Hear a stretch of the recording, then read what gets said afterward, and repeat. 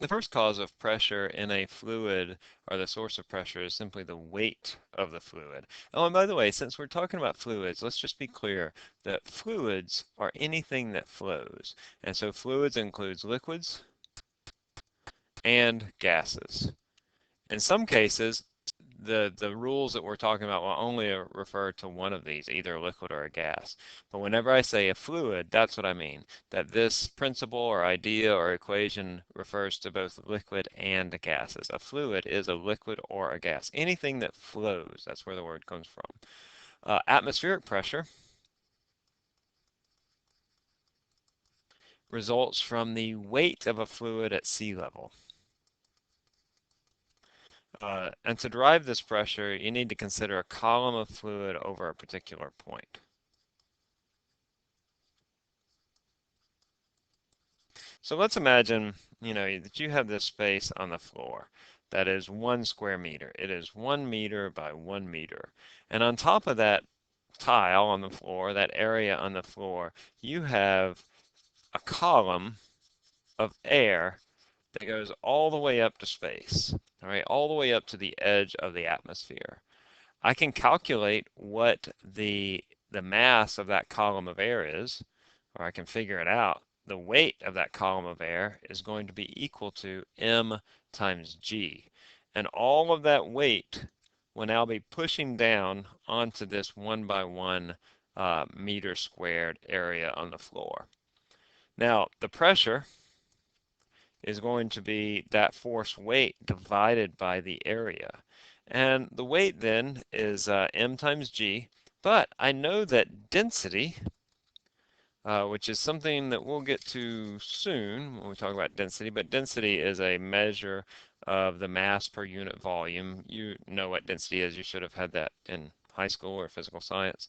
But it is a measure of a mass, kilograms per cubic meter, and it's equal to the mass per unit volume. So if density is mass over volume, then mass is density times volume. So this is going to be density times volume times g divided by the area. Now, in general, the volume of an object is equal to the area times the length or the height of that object. So if I imagine that I have a cylinder, uh, it has a cross-sectional area right here. If I multiply that cross-sectional area by the height, then I get the volume. And in fact, for a cylinder, that cross-sectional area is pi r squared, and I multiply it times h, and that gives me the volume. And in general, that's how we calculate the volume of regular objects. And so if I replace this volume with an A times H, I can get rid of the A's, and I get this expression for pressure, which is rho times G times H. Okay, so that is my expression for pressure. If I know the density of air, which the density of air, I think it's 1.29 kilograms per cubic meter. Could be off a little bit on that, so don't hold me to it. But if I know the density of air and I multiply it times g, which is the acceleration due to gravity, and then the height of the atmosphere, which is, I don't know, a few kilometers, then I can calculate then, oh no, maybe thousands, I don't know how many kilometers. Anyway, I can calculate what is the pressure at sea level. And the pressure at sea level, of course, is 1 atmosphere. And 1 atmosphere is equal to 1 times 10 to the 5th pascals. Um, as the depth increases, the pressure increases.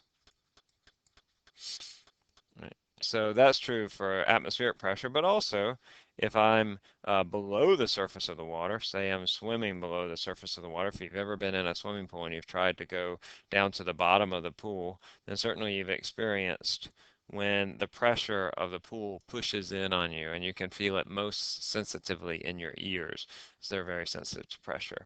So as the depth increases, the pressure will also increase.